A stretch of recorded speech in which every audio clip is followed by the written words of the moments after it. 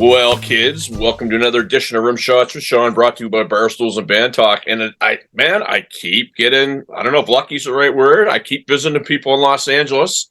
Living legend, I would say, is apt for this fellow, Mr. Robin McAuley. How are you, sir? I am very well, John McKenna. Thanks for having me. Hello, Canada. I know you guys. It's an sorry MC. about that. It's an MC. Irish, my friend, Irish. Yes, sir. Yeah. So I have to jump in. What's the Tipperary connection, man? I'm doing a wedding, and some friends of ours from Fredericton, which is in another province, are getting married, and her husband is from Dublin, or her soon-to-be husband. So they're getting married over there, and our little band's going to go over and play, so that should be fun. How cool is that? When? August 18th, I think. All right. Yeah, it probably stopped raining by then. Well, I've never been, so I'm excited. You got a new album out. Yes, Alive. About that, and it's funny because every time I jump on socials, you know, you're sometimes out of sight, but never out of mind. You always have something going on. But this new album, tell us about this new album. It's my official second solo record on Frontiers Music. Prior to that, I did Standing on the Edge in 21. And before and after, of course, we did two Black Swan records, Shake the World and Generation Mind.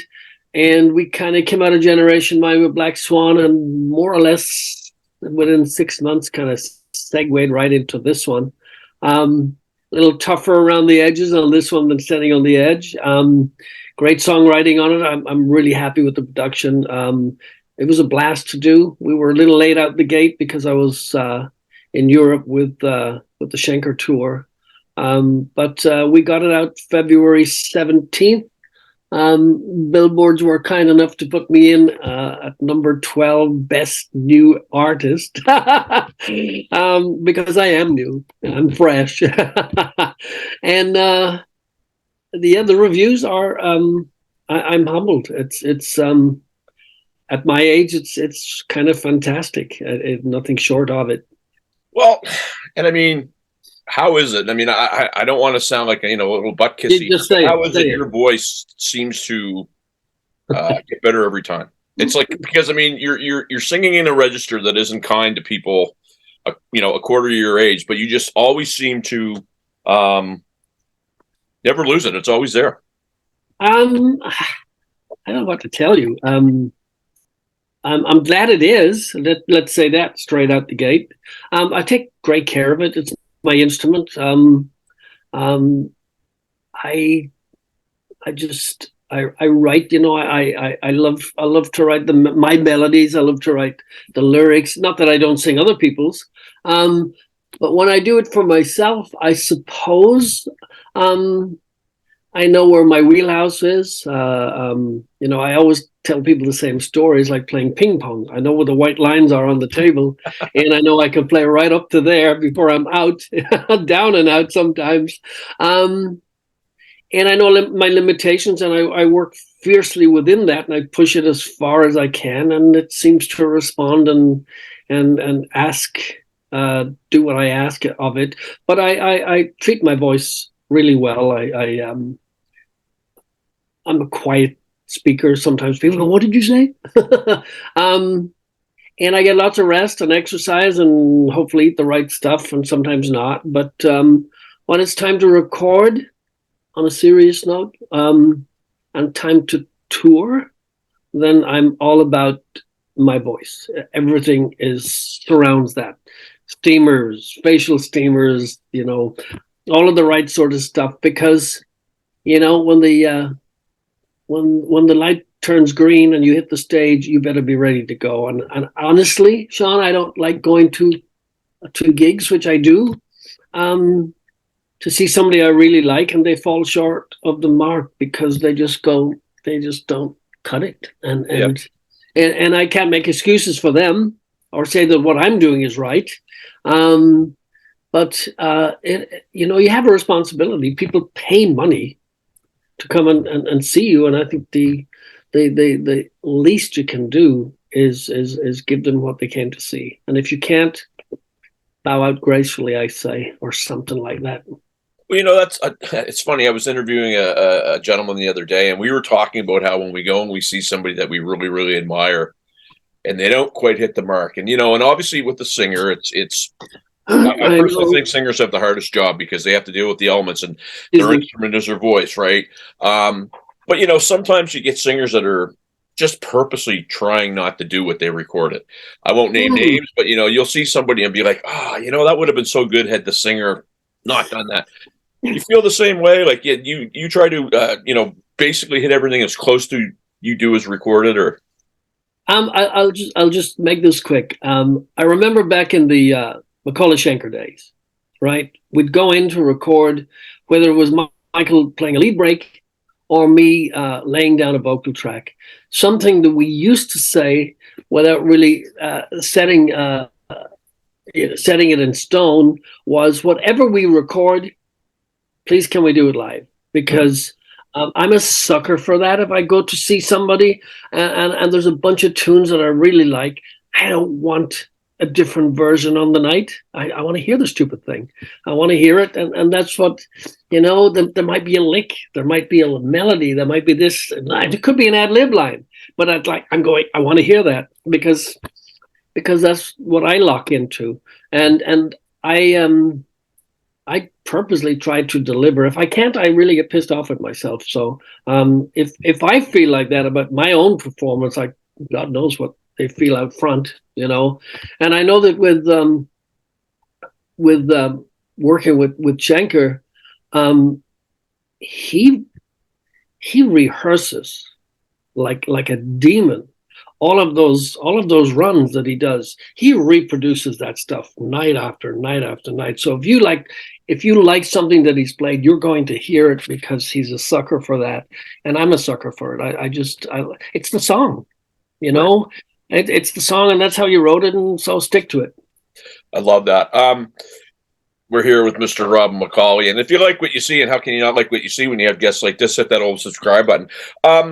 I never ask singers this, and I should, and I want to ask you. This is the first time. Here it comes.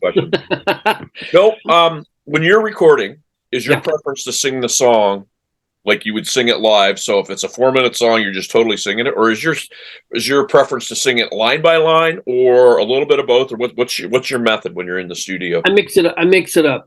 Usually, before I go into the studio to actually lay down for real, I'll spend an afternoon with the engineer. In the case of how I record here, just as an example, my producer Alessandro Del Vecchio is in Italy. The whole band is in Italy. We communicate a lot.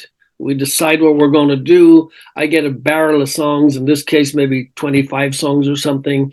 My job is, because it has my name on the record, my job is I pick what I think I want on the record. So I'll pick 12.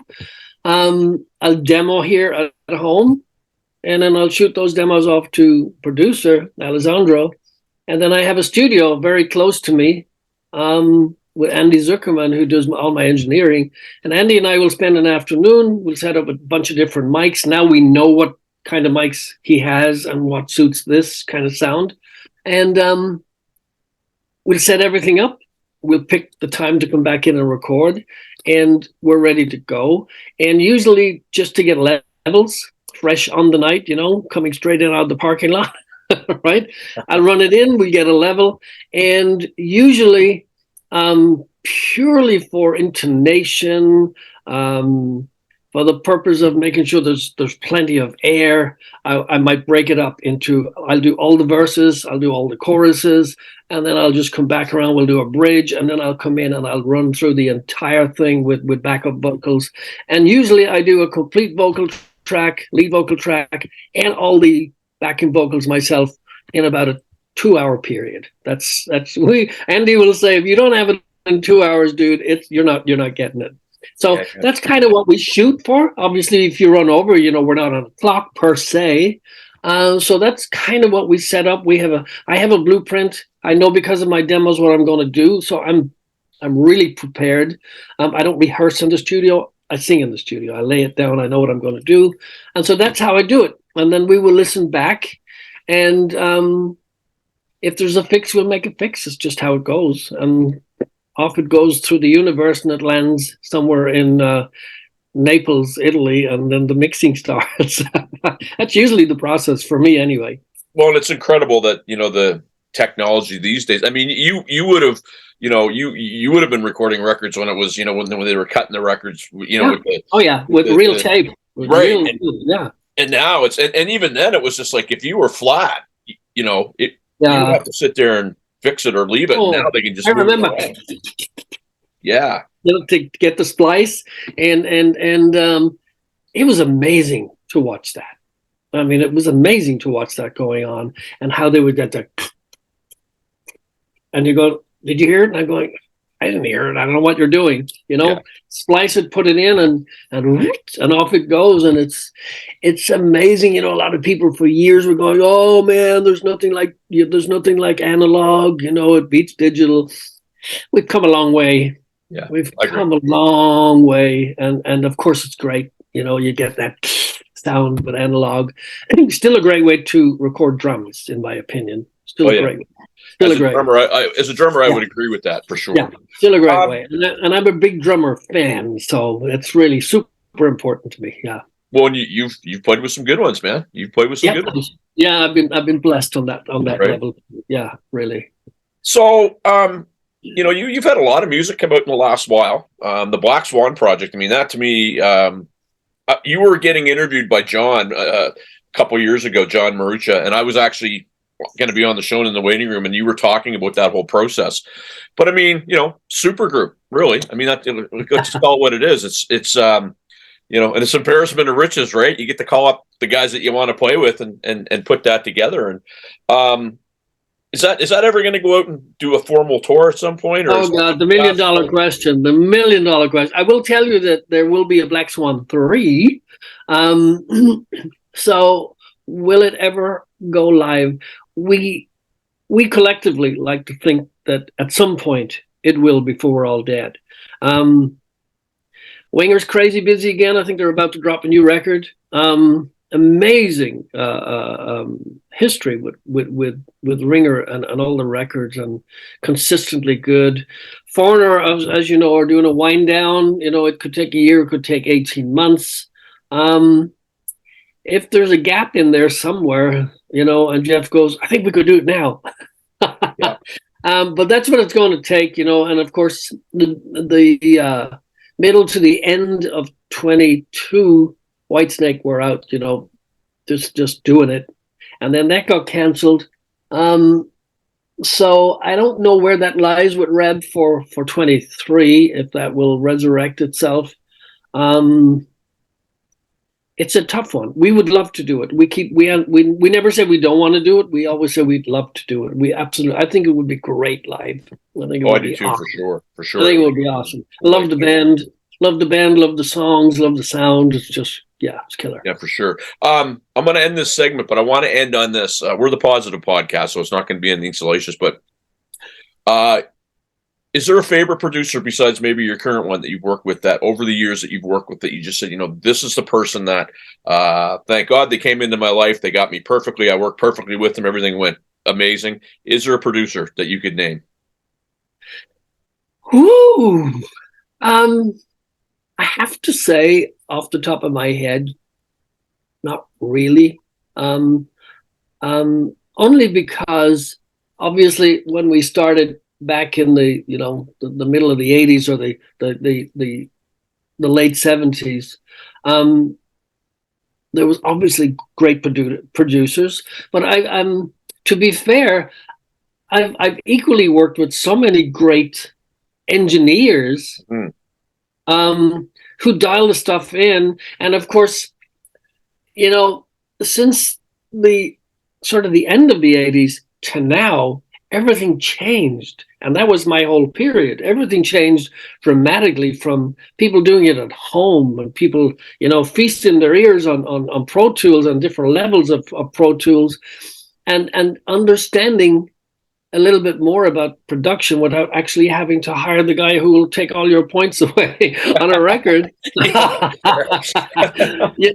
And of course they're still out there. not to drop names, but I've worked with David Foster. Hmm. Not a lot of people have worked with David Foster. I've worked and recorded with David Foster.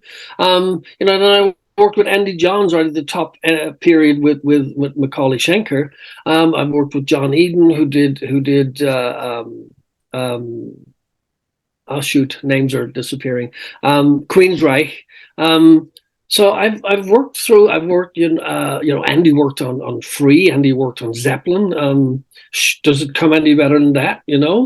A great, unforgettable experience. A big man about drums. Oh my God! Mm-hmm. It was a big thing on drums. And on drummers too. And the stories that go with it. So hard, difficult question. I've moved a lot through the ranks. That